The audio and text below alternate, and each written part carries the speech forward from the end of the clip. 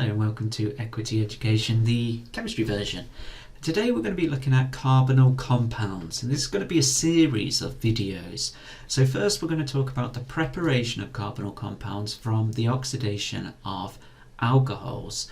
You may have seen this previously on another video, so it's a bit more of a revision video, so we're going to go quite quick. Right, so I'd like you to open up your booklet and we'll start. So, functional groups. So, functional groups. So the functional group of a carbonyl compound is C double bond O. And the formation of the C double bond O. So how does it form? Well, it forms like most of our double bonds that we've talked about. And that, unsurprisingly, is between the sideways overlap of the p orbitals. So just like in an alkene, a C double bond C, we have this sideways overlap of p orbitals, which will form our bond. Pi bond above, pi bond below, and we show this as a C double bond O. Okay, and you'll notice, unlike an alkene, we have a difference in electronegativity, so that's important. So this is a polar bond because of a difference in electronegativity between our atoms.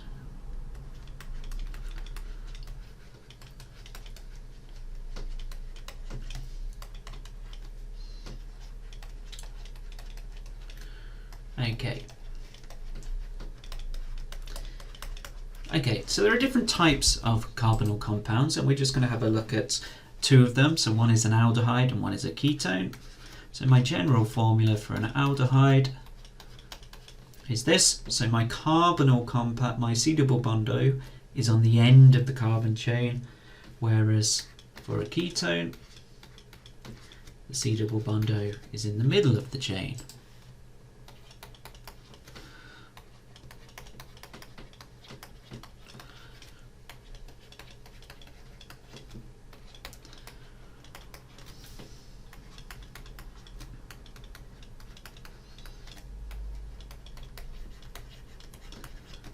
Okay, so moving on. So we've got examples: some ethanal, propanal, pentan 3-one, butan, dione, phenylethanone, and benzaldehyde. I'd like you to have a go at doing these, or as many as you can. Okay, I'm sure you managed to do the majority of these, so I'll quickly go through them. So ethanal, we know it's an aldehyde, so it's going to be the carbonyl group. C double bond O is going to be the end of the carbon chain. We need two carbons because it's eth, so ethanal. It says propanal. I thought it said propanone, so I better change that. So I've drawn propanone. So propanal will again have the carbonyl group at the end, so propanal. Pentan 3-one, it's a ketone. The 3 indicates the carbonyl group is on the third carbon. 1, 2, 3, 4, 5 for pent. Butan dione, so di means that there's two carbonyls groups here, so it must be this butan dione. Okay, it doesn't need 2 and 3 because they're the only places it can go. It has to be in the middle of the carbon chain. But you may see it called butan 2,3 dione as well. Slightly more tricky. So phenylethanone. So because it ends in an one, we know that it's a ketone. Go back up. Where is it? Here. Yeah. So we need one R group here, one R group here. The phenyl means that one of the R groups is a benzene, and the other R group, ethanone, is a ketone bit. Okay, so here. And benzaldehyde is a benzene ring with the COH coming off it. Okay, right, so moving on. So methods of preparation. So the main method of preparing carbonyl compounds is through the oxidation of alcohols. The oxidizing mixture generally used is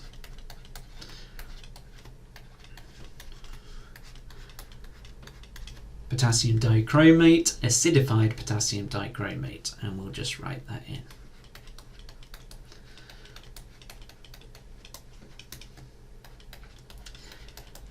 Sometimes you may see it used as sodium dichromate.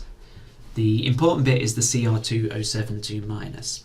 Right, so rather than writing this into a reaction of reagents and reaction equations, we generally simplify it to O and square brackets. Okay, moving on. So, classifying an alcohol. So alcohols can be classified by counting the number of carbons attached to the COH bond. So I'm counting how many carbons are attached to this COH bonds. Okay, and we call it primary, secondary and tertiary. So I'm looking at how many carbons are attached here, how many carbons are attached here, how many carbons are attached here. Suppose there's a mistake there. Right, so first one, we have one carbon attached, so we call this a primary. So we can use this symbol or we can write it. Here we have two attached, so this would be secondary. And last we have 1, 2, 3 carbons attached, so this would be tertiary. Okay, so oxidation of alcohols. Right, so dependent on what type of alcohol we have, we will get different types of reaction. So I take my primary alcohol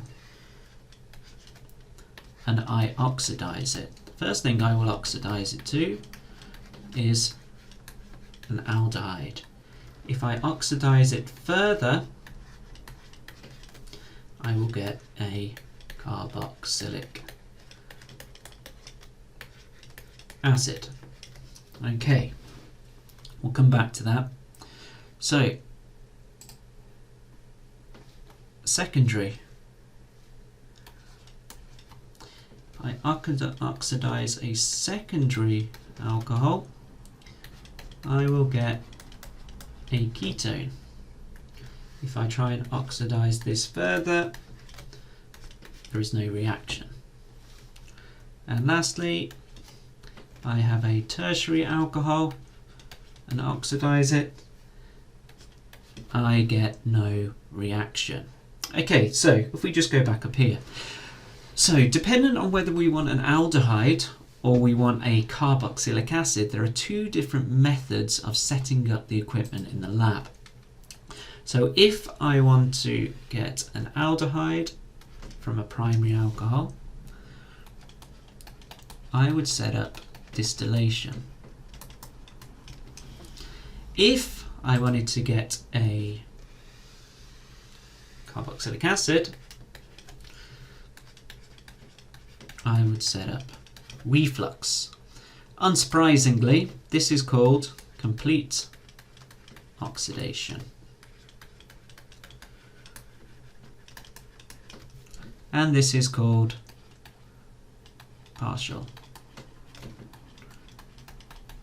oxidation. Okay, right, so do I want to say anything else there? Oh yes, one last thing. Right, so in an oxidation reaction, if an oxidation reaction occurs, we will see change in colour from orange to green.